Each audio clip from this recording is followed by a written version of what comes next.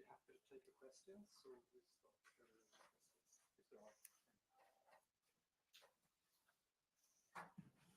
No questions? François Murphy from Reuters. Hi, DG. Hi. Hello. Hello. Hi.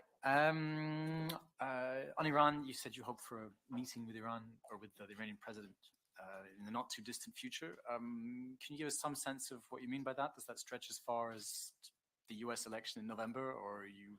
No, hopefully before that. Yes, okay. Before that. And could you give us maybe a description? Obviously, your reports cover the developments that there have been in Iran's enrichment program, but we don't get a clear sense of sort of like how they've evolved within the quarter. It seems that at least at Fordo, there was a quick rush to install a lot of cascades of centrifuges, and things might have slowed down a bit after that. I mean, how would you describe what's happened on the enrichment front in Iran in the past 3 months? Yes, it's a good point. Because after the June board, they made a number of announcements in response, in a certain sense, to what had been done here. And what we see is that there is some work, but nothing that indicates a rush to a fast implementation of a big increase in terms of enrichment production. This is a very, I would say, very generic assessment, I would concede, but it's what we see. There has been, as you said, some cascade fitting, but then the work continues, but we don't see something that is moving quite fast. That's the general.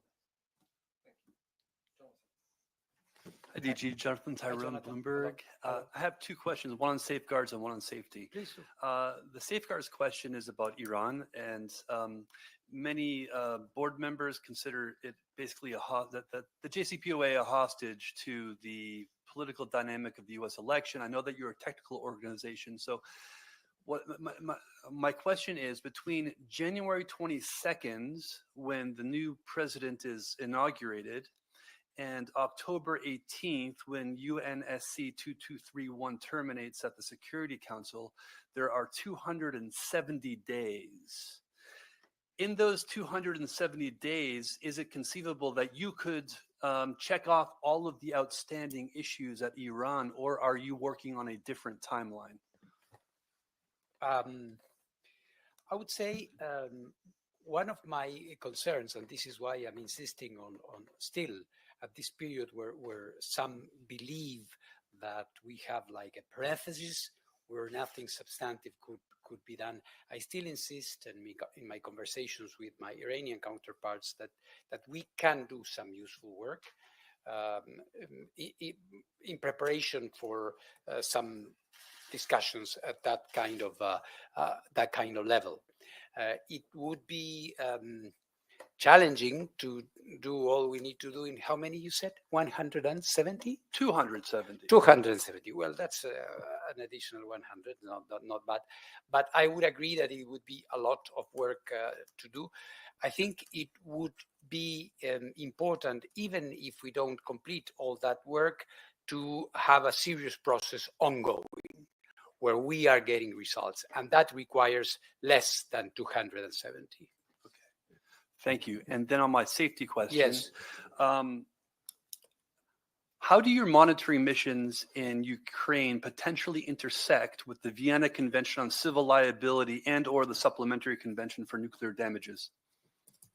Well, I would say that there could be, the intersection could be very complicated in case something, God forbid, would happen, because in case, and this is very speculative, Jonathan, you would agree, in case something happened at the ZNPP, there would be issues of ownership and legal debates about ownership. We know, and in accordance with the UN and the General Conference and board resolutions for the IEA, this is a Ukrainian facility, but of course there is another operator that has a different view on that. So I could foresee, if that was to happen, then we would have a very prolonged and most probably very difficult to solve legal debate. But there's one follow-up very briefly, sorry, because the provision that I note is that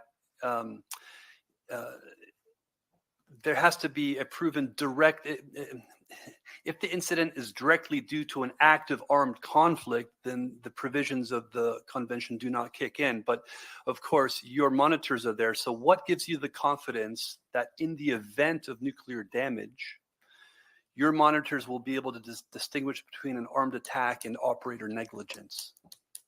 We would be able to do that. But you haven't been able to do that now, after 2 years. No, we have. The only thing where there is an expectation which is unfulfilled by some, or for some rather, is that we point fingers and we said, red card to Ukraine or yellow card to Russia.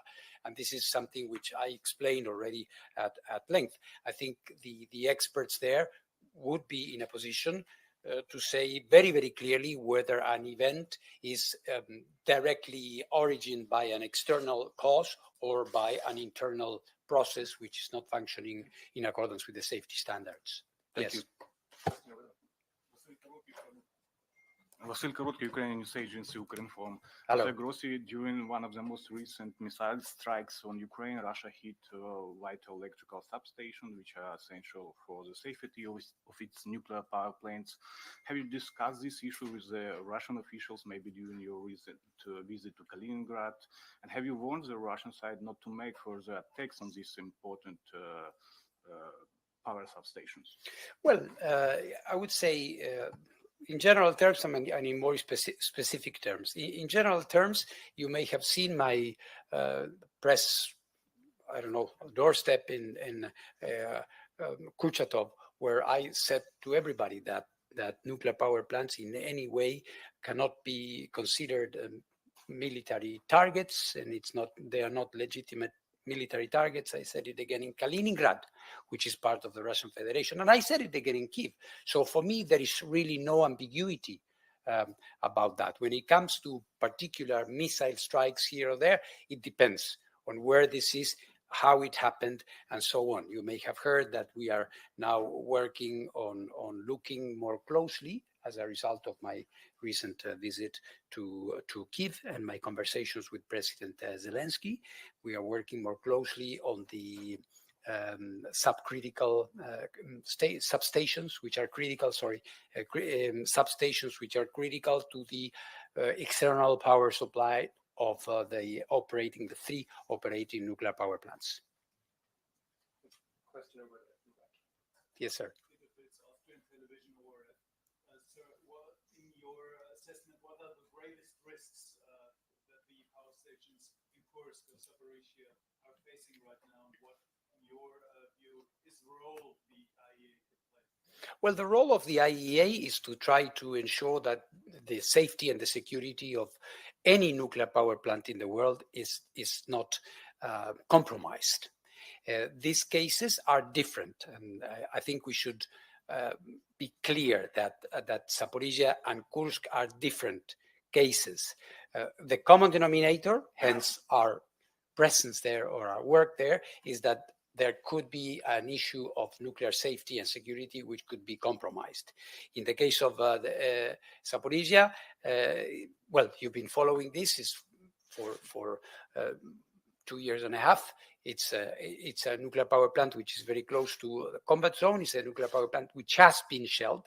It's a nuclear power plant who has had 8 complete blackouts, and it's a power plant whose one of the cooling towers has been burned, not down yet, but it's completely burned inside. You may have seen the footage and myself inside. So there has been a lot in terms of the physical integrity of this facility. In the case of Kursk, it's different. It's an normally operating plant in the Russian Federation, which has become close, or military action or incursion has come closer to it around 30 kilometers.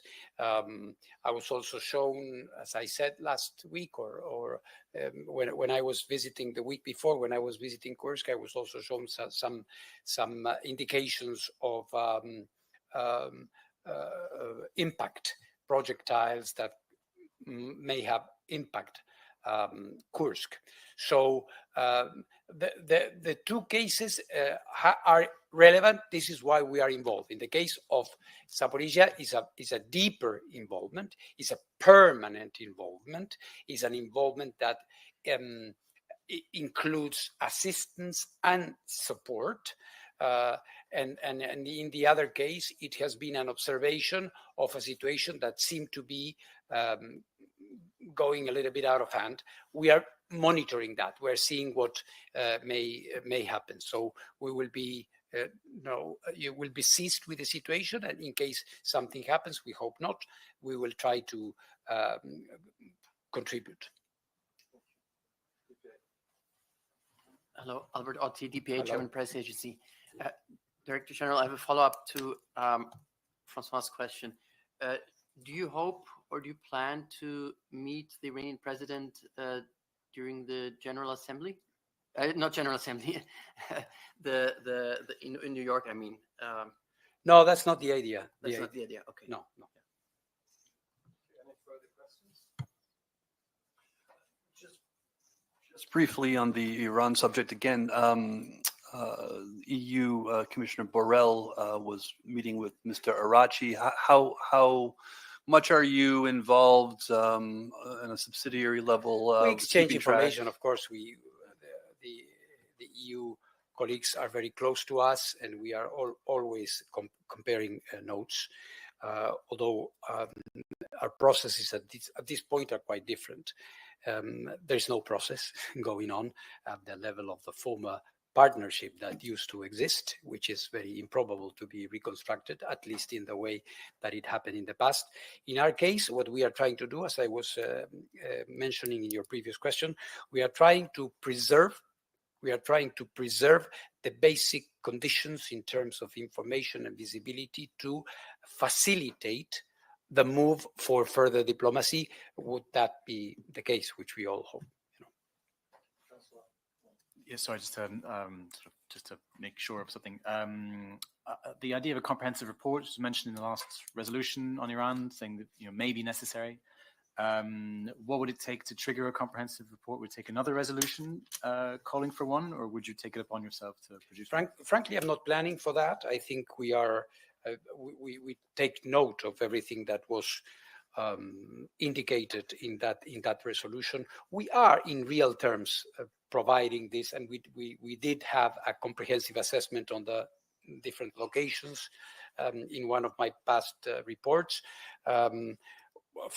My approach is to try to solve issues now and not to have a perspective of a somehow punitive action at some point in the future. My idea is to try to make the cooperation work now and to take steps so that we can have some clarity, which is badly needed.